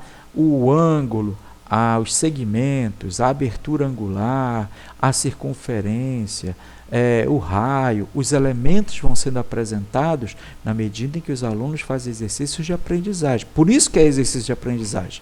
É para aprender, é para iniciar. Tá? Muito bem. Segundo momento. Tá? Eu coloquei aqui para vocês uma folha de papel e a partir das construções da folha de papel, dobradura de folha de papel, nós fomos construindo os ângulos. Tá? Essas aberturas angulares. E as aberturas angulares elas vão ser utilizadas para medir distâncias angulares entre os objetos. Continuo ainda em exercícios de aprendizagem. Agora, vamos para a fixação. Como é que vai se dar esse processo de fixação? Olha, é simples. Aqui eu tenho, por exemplo, uma porta. Tá? Tenho 2 exemplos aqui de porta, no qual a gente pode botar no chão da porta do quarto da criança, no chão da porta da própria sala de aula, né, as aberturas angulares para você saber os ângulos todas as vezes que você passa por lá. Toda vez que você passa por lá, só de brincadeira eu vou dizer, eu vou abrir aqui até 45 graus. Plum, coloquei bem em cima do 45, está aqui. Essa é a abertura de 45. Espera aí, cada vez que eu fizer isso, eu estou revendo o que é ângulo, as medições do ângulo, o arco, a porta. O que é a porta nessa medição aí? A porta é o raio, né? A porta ela vai ser o raio, a porta não vai aumentar nem diminuir. Então ela vai estar sempre deslocando de maneira angular. Então a porta, ali ó, a divisão, o zero dessa primeira imagem aqui, o zero dessa primeira imagem está exatamente no rodapé da porta. Está aqui, é a linha 0. E a porta, quando está fechada, qual é o ângulo? 0 grau. Agora eu quero a porta aberta totalmente. Se ela abrir até lá na parede, forma 180 graus. Se não, ela fica a 90 graus. fica a 120 graus e assim por diante. A mesma coisa pode acontecer aqui, ó. Só foram fixados aqui, vamos imaginar, 0 grau, porta fechada, 45 graus, 90 graus, aqui 135 graus e 180 graus. Então, essas situações, elas já não são as de aprendizagem, elas são situações de fixação. Por quê? Porque todos os conteúdos, todos os elementos já foram apresentados. Agora, eu, de maneira autônoma, vou começar a identificar. Tá? Ok? Então, esse momento é um momento de fixação. Essa atividade aqui funciona para avaliação? Não, ela não funciona. Por quê?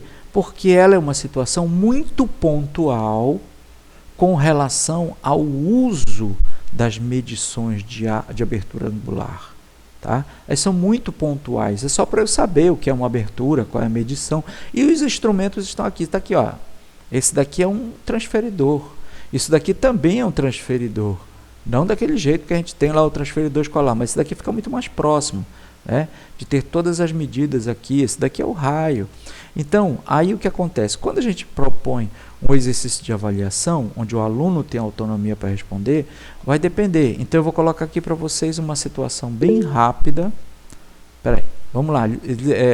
Só a gente retomando aqui. Elisângela levantou a mão. Pode falar, Elisângela. Oi, Elisângela.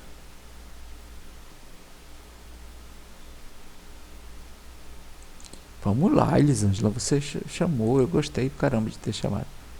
Elisângela. Consegue falar? Quer escrever no chat para eu ler?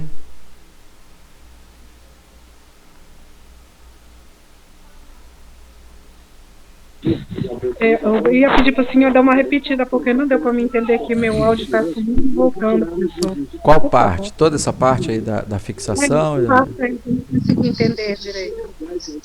Tá, tudo bem. Vou voltar então daqui, tá? Tá bom aí? Vou colocar aqui para você.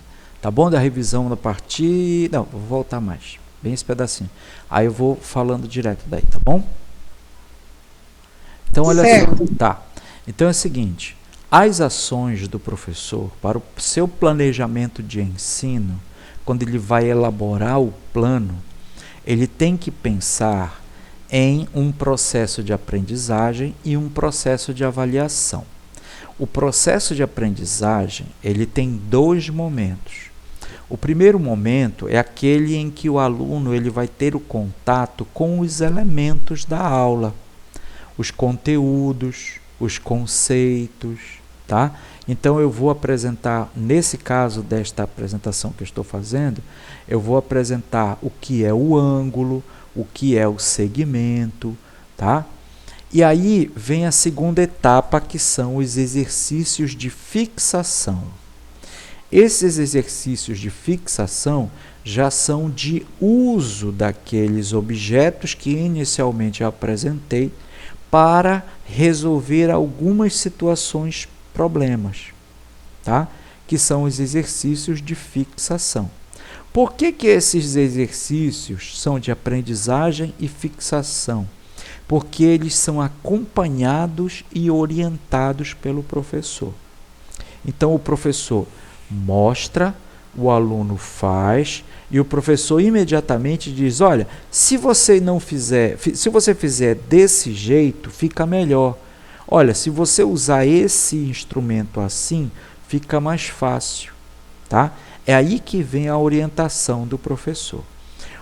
Depois dessa orientação feita, o professor então passa para o processo de avaliação. Eu já fiz todas as orientações, ou pelo menos o que eu gostaria de orientar já foi feito. Agora eu vou dar uma situação para os meus alunos na qual eu vou identificar se eles têm limitações a serem superadas ou se eles já dominam o que eu apresentei. Então, para eu saber disso, agora eu tenho que permitir que os alunos tenham autonomia para resolver as situações. Ou seja, os exercícios que eu vou propor, eu não vou mais dar o mesmo apoio que eu dava antes, dizendo assim mesmo, olha, se você usar isso daqui, fica melhor, se você fizer desse jeito, melhora. Eu não vou fazer isso. Eu vou colocar a situação e dizer, resolva essa situação. Mas, no momento que eu percebo que o aluno precisa de um auxílio, mas não para resolver o problema, mas para ele raciocinar sobre o problema, então eu posso auxiliá-lo nesse raciocínio, porque ele está indo num caminho, mas às vezes precisa lembrar de um determinado conceito, alguma coisa. E nesse momento de ajudar o aluno, eu já estou avaliando que aqueles elementos precisam ser melhor trabalhados. Aí, o aluno faz, ele resolve o exercício, me entrega o exercício e eu vou avaliar o exercício a partir do que ele me apresentou como respostas, identificando se eu preciso ampliar discussões para que ele compreenda melhor ou se aquelas discussões elas já estão superadas. Tá? Posso passar para um outro tópico. Então, em geral, os alunos eles só vão mostrar isso se eles têm a possibilidade de fazer sozinhos, tá certo? Mas, muitas vezes, o professor só se retira e diz, te vira. No te vira, o aluno se sente inseguro e não consegue fazer, tá? Agora, quanto a esses tópicos de maneira prática, a partir das coisas que eu apresentei anteriormente. O que seria o processo de aprendizagem, né? Com exercícios de aprendizagem? Eu mostrei esses 3 tópicos: o uso do transferidor, o uso da medida com as mãos e o uso do barbante para formar uma abertura angular. Então, os 3 processos foram apresentados dizendo o seguinte, olha, eu tenho um segmento, este segmento é formado por um ponto e um outro ponto. Eu fixo um ponto e movimento o outro ponto para chegar na abertura angular. Quando eu estou apresentando isso, esse momento é um momento de exercício de aprendizagem por conta da identificação dos elementos que fazem parte daquele conceito. Tá? No segundo momento, a gente tem outras situações já mais ampliadas, que são exercícios de fixação. Olha a diferença. Aqui eu só digo que é abertura angular. Como conseguir uma abertura angular, como medir uma abertura angular.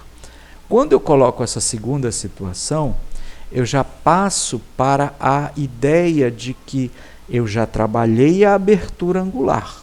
Agora vamos descobrir medidas, maneiras de medir essas aberturas. Aí eu passo para um processo que é de aprendizagem no sentido de identificação dessas medidas em diferentes situações. Tá ok até aí? Sim, professor. Tá? Agora sim, entendi um pouco mais. Ótimo. Então, esse daí, por enquanto, é aprendizagem, tá?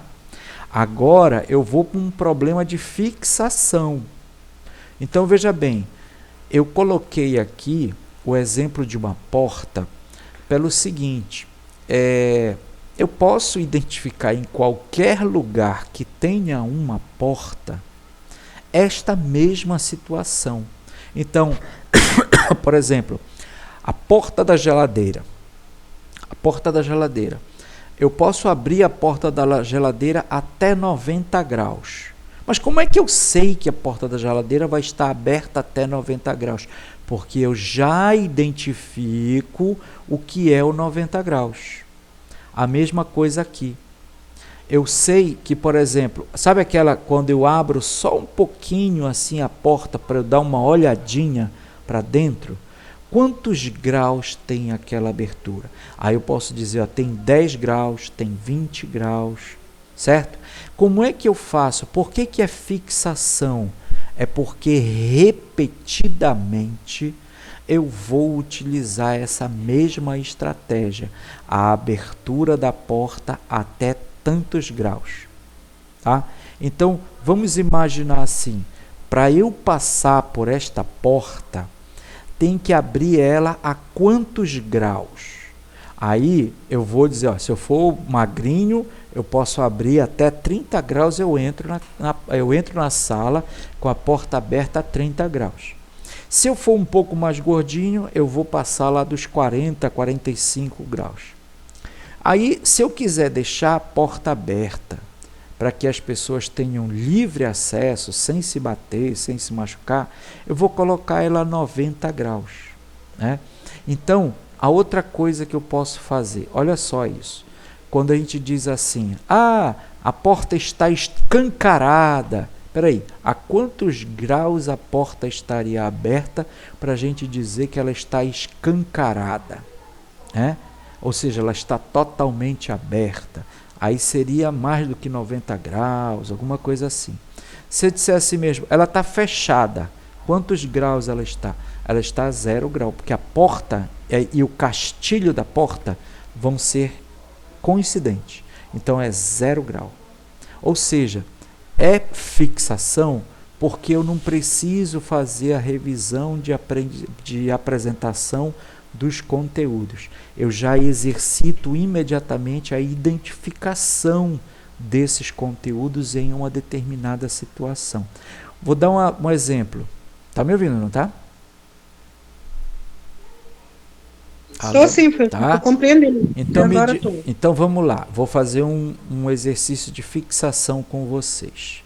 Se eu estou com os braços abertos esperando alguém para me abraçar, quantos graus tem a abertura do abraço de vocês?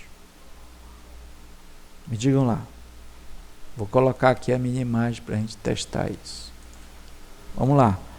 Quantos graus tem entre... Hein? 70? 180? É? 180. 180, se tiver assim, vem. Pode vir, braço aí, é isso aí. Pois é, abraço. 180 graus. Então, e se eu fizer isso aqui? Quantos graus agora? Se eu fecho minhas mãos, quantos graus? As minhas mãos encostaram, 0 grau de abertura. 0 grau. Não é? Então quer dizer que a metade, 90 graus. A outra metade, 90 graus. Então, isso é fixação. Por quê?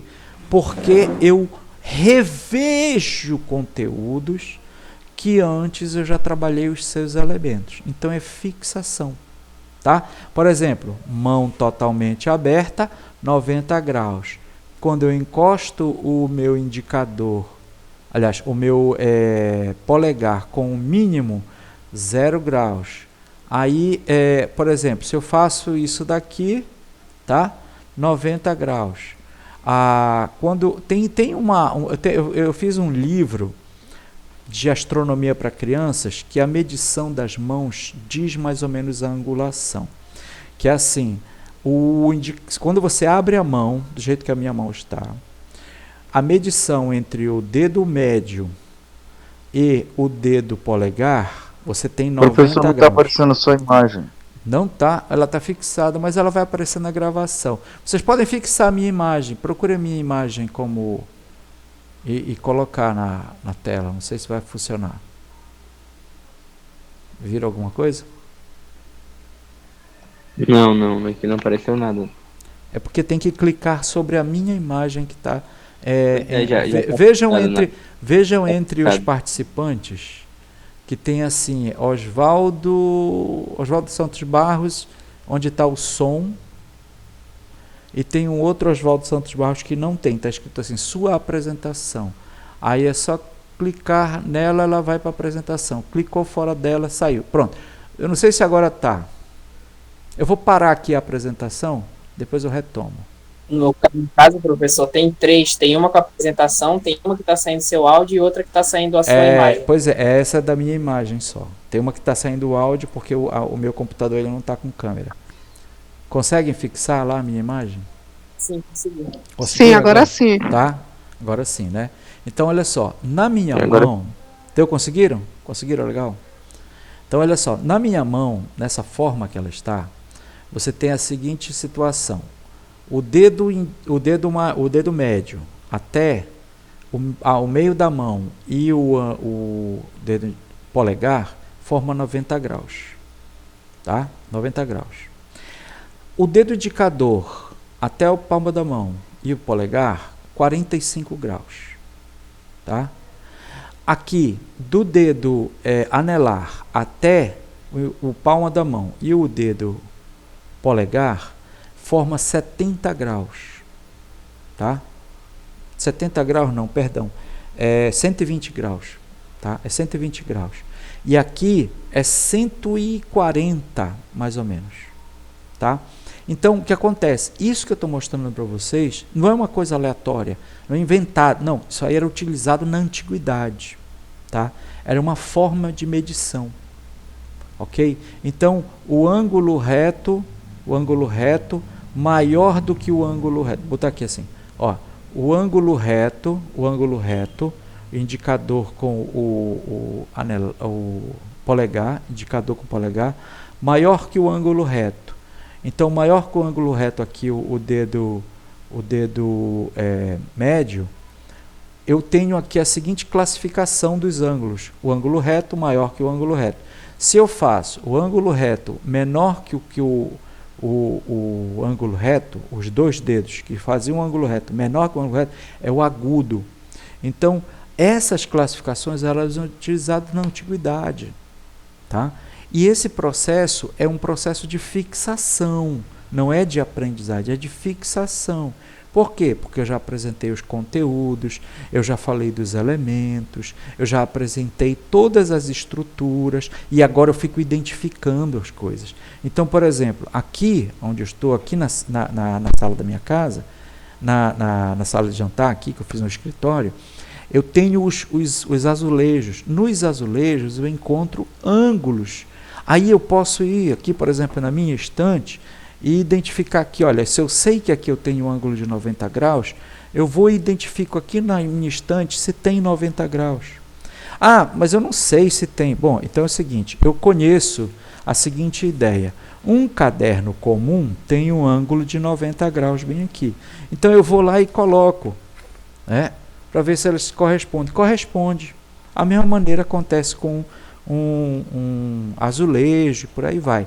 Então percebam o seguinte, quando você domina o conteúdo, quando você já estudou o conteúdo, todas as outras formas de exercício são exercícios de fixação, tá? Todas as outras são de fixação. Então o professor ele não precisa ficar fazendo enormes listas de exercícios, porque a partir do momento que você faz a apresentação do conteúdo e você começa a exercitar esse conteúdo, ele passa a ser de estrutura de fixação. Eu vou voltar lá para a apresentação, e aí vamos ver se aparece para vocês a apresentação, que eu vou continuar ali rapidinho, tá? Me digam se já estão vendo aí a apresentação. Estão vendo? Sim. Tá? Então, olha só. Voltando para cá, a porta, né?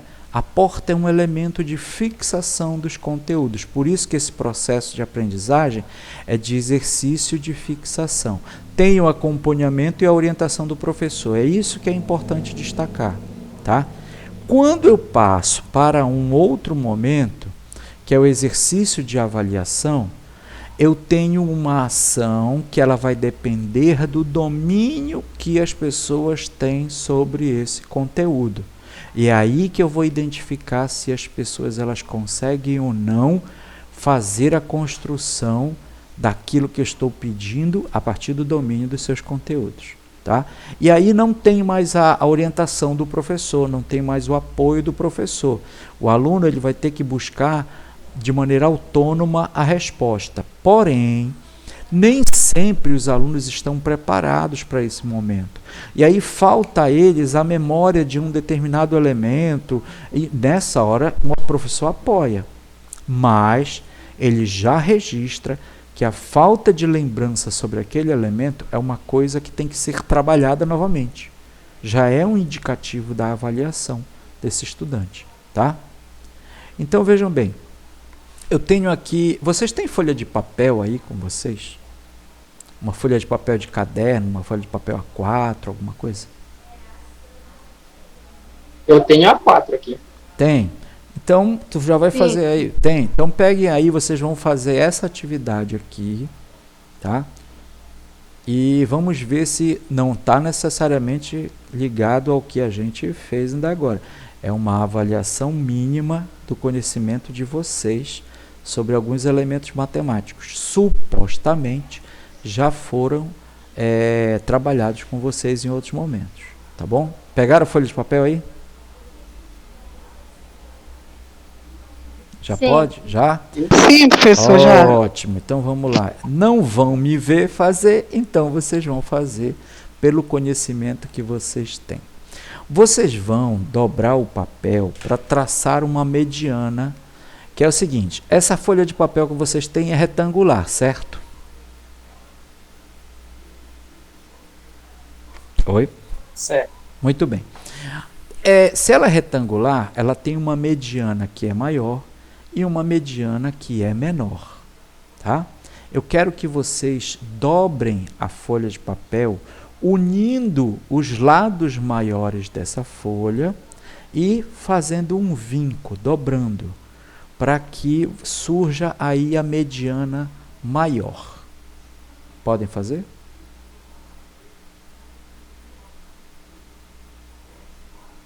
Repita aí, professor, caiu a internet aqui. Caiu a internet. Vocês vão unir esta folha de papel, vocês vão unir os dois lados maiores, vocês vão unir e fazer um vinco no papel, que aí vai surgir a mediana maior. Conseguiram? Sim. Já? Muito bom. Posso continuar então? Agora, no encontro dessa mediana com o lado menor, um dos lados menores, tem dois lados menores, tá? Um dos lados menor, você vai traçar um ângulo de 45 graus. Conseguiram fazer?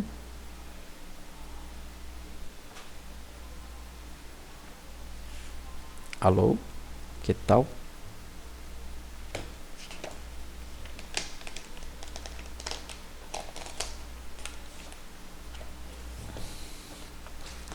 Vocês podem fixar minha imagem novamente aí para vocês. Eu vou parar aqui. E aí vocês vão fixar a imagem aí agora. Vamos ver o que vocês fizeram aí. Se vocês fizeram isso que eu pedi.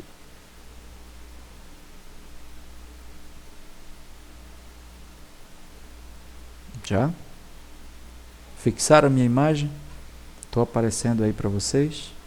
Ainda não, professor. Então fixe lá a imagem, que aí eu vou mostrar uma coisa aqui para vocês. A gente vai fazer uma avaliação. Já? Já fizeram? Já? Já. Ótimo. Estão me vendo? Tem uma folha de papel aqui, tá? Ok? Estão vendo a minha folha de papel? Sim. Muito bem. Eu fiz 3 passos com vocês. O primeiro passo foi você ter a folha de papel. Esse é o primeiro passo. Está aqui, é uma folha de papel A4. Segundo passo, você vai traçar a mediana maior. Então, peraí. Quantas medianas tem? Aí a gente tem que lembrar do conceito. Por isso que esse exercício é uma avaliação.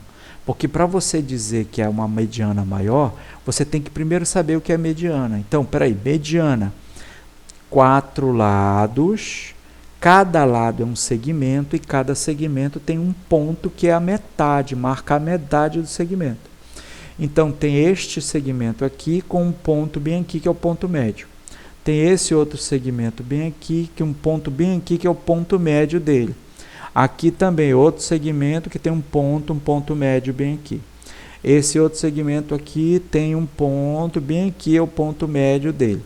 Então, quando eu quero fazer a mediana, eu tenho que ligar os pontos médios dos lados opostos. Olha só, tudo isso já deve ter sido apresentado lá no início, com os exercícios de ensino, tá? Ou seja, exercícios de aprendizagem. Agora eu já estou fazendo a avaliação. Então, supostamente, aquilo que foi apresentado como conceito já vai aparecer aqui. Aí eu disse para vocês, olha, vamos fazer assim, o lado maior, um outro lado maior, tá? 2 lados maiores e 2 lados menores. O que eu vou fazer? Vou unir os 2 lados maiores. Quando eu unir os 2 lados maiores, aí eu vou traçar aqui um vinco, vou dobrar o papel e vai estar marcado aqui a mediana. Fizeram isso? Está aqui a mediana maior. Fizeram? Eu sim. Conseguiu? Sim. Beleza, muito bem. Agora, o terceiro passo. No encontro, eu vou desenhar aqui, riscar em cima da minha mediana, que é exatamente para a gente fazer o terceiro passo. Que é o seguinte, ó. Não sei se dá para aparecer aqui. Aqui é o encontro da minha mediana, está aqui a mediana, com um lado menor. Aqui também tem o encontro da mediana com um lado menor. Mas eu vou fazer aqui em cima, vou fazer nesse. Nesse encontro aqui, qual é o ângulo formado?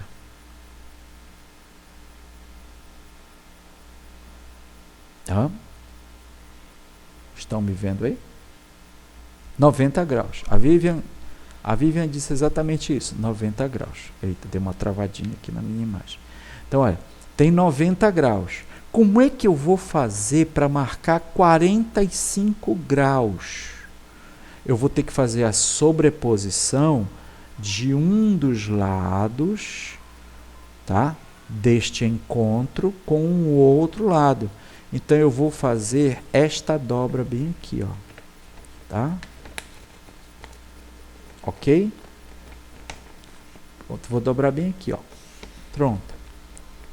Esta dobra fez este vinco aqui, tá? Eu vou marcar aqui o vinco com a caneta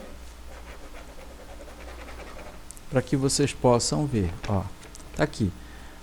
Aqui nós temos 45 graus, tá? Bem aqui, ó. Nessa parte aqui nós temos o 45 graus. Pronto, foi isso que eu fiz. Ou seja, é só dobrar aqui que nós temos 45 graus. Conseguiram fazer isso? Sim. Tá? Pois é. Então, olha só. Isso você já só consegue fazer se você tiver fixado o que é a abertura de 45 graus, o que é a abertura de 90 graus, como é que se forma o encontro entre 2 segmentos. Aí você identifica que esses 2 segmentos têm uma abertura angular entre eles. Ou seja, por que é um processo de avaliação? Porque você tem situações anteriores que favoreceram a compreensão dos elementos que serão agora utilizados por você para resolver o problema proposto pelo professor. Deu para entender isso? Sim. Ficou claro? Ah.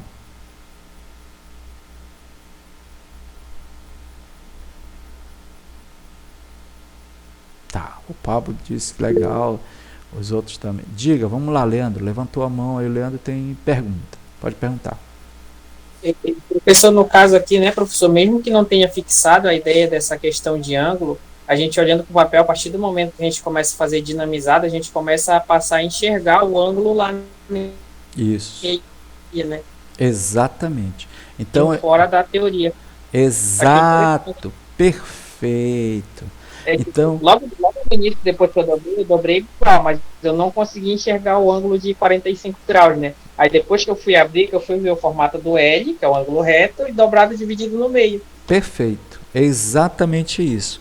Então é assim, essa situação, Leandro, poderia ser apresentada para aprendizagem, mas como eu tinha utilizado já outros elementos, e aí eu coloquei, por exemplo, o L, né, formado pelo indicador e pelo polegar.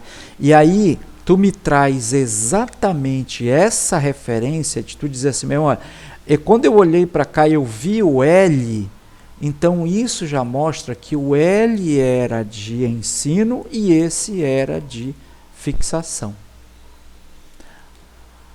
Peraí, deixa eu ver aqui o Pablo diz assim, teria como eu usar o X do papel para tentar enxergar o que é o EX do papel? O que é esse X? Ah, o exemplo do papel? Ah, calma lá, tem umas paradas legais aí que vocês vão gostar. As aulas práticas que eu vou fazer com vocês, a gente vai fazer essas construções e eu vou propor que vocês façam exercícios com crianças que vocês conheçam, tá? Esse exemplo para fazer 45 graus, na realidade, essa situação aqui é só um primeiro momento, tá? Que eu estou trazendo para vocês, de como construir um transferidor a partir de uma folha de papel comum. Você não precisa ter aquele transferidor na forma de arco com 90 graus, 45 graus. Não precisa. Tá aqui. Isso aqui é um transferidor. Nós conseguimos já fazer aqui duas medições desse transferidor. O 90 graus, três. O 90 graus, o 180 graus e o 45 graus. Tá? Então, nós temos 3 medidas já de ângulos a partir de uma simples dobra de papel. E aí, nos exercícios que a gente vai fazer depois, que eu vou gravar umas aulas para vocês olharem isso, nós vamos fazer a construção do transferidor com a folha de papel e exercitar, encontrar nos lugares onde é que tem o ângulo de 90 graus, por exemplo. Olha, por exemplo, eu tenho aqui esse caderno, tá? Um caderno, e eu queria saber se é realmente 90 graus que tem aqui. Olha, eu pego aqui a folha e vou olhar da seguinte maneira, olha, tá aqui. Esse aqui é o ângulo de 90 graus. Então, o ângulo de 90 graus está aqui na folha de papel junto com o... Realmente tem 90 graus aqui. Eu começo a perceber isso, né? Então, é dessa maneira que são feitos os processos de avaliação, onde a gente sabe se o aluno compreendeu, se falta ele compreender mais alguma coisa, e onde é que eu vou ampliar o meu processo formativo, porque num determinado momento eles vão ter que ser esclarecidos para o aluno. Ele não vai poder passar por mim dizendo assim mesmo, não entendi, né? Falou um monte de coisa, mas não entendi nada. Não pode acontecer isso, né? E é no processo de avaliação que a gente fortalece a aprendizagem dos alunos e principalmente a minha percepção como professor diante dos problemas que os alunos enfrentam. Ok? Tranquilo? Então, pessoal, nós já estamos chegando aqui ao nosso final dessa aula. Eu vou colocar daqui a pouco ela à disposição para vocês na internet, mas eu não fiz isso direto hoje no YouTube porque antes da aula o meu computador abriu fazendo uma atualização. Nessa atualização ele apagou todas as minhas senhas. Aí não dava para começar a procurar as senhas de novo, fazer tudinho. Eu vou fazer, tá? E vou colocar no YouTube. Amanhã nós teremos aula novamente, dia 22, tá? Mesmo horário. E amanhã eu vou apresentar para vocês outras coisas com dobradura de papel. Então tenham aí pelo menos umas 2 ou 3 folhas de papel A4, que é para vocês acompanharem as construções que a gente vai fazer. Tá legal?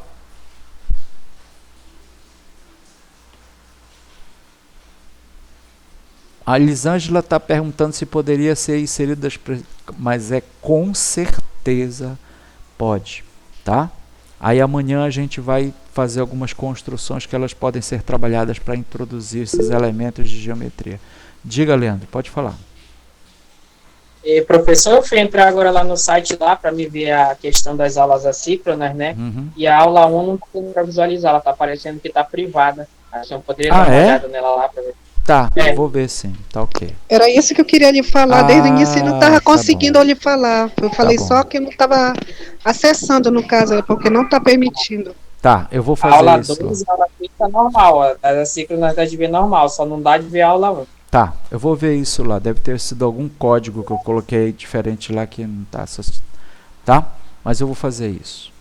Então, tranquilo, pessoal. Agradeço profundamente. Amanhã a gente retorna, tá? Venham com dúvidas, que vai ser muito legal, tá bom? Então, pessoal, boa noite a todas e a todos. Até amanhã. Boa noite, professor. Obrigada pela aula. Boa noite, Eu que professor. agradeço. Boa noite. Boa noite, professor. Valeu, boa noite. Um abraço.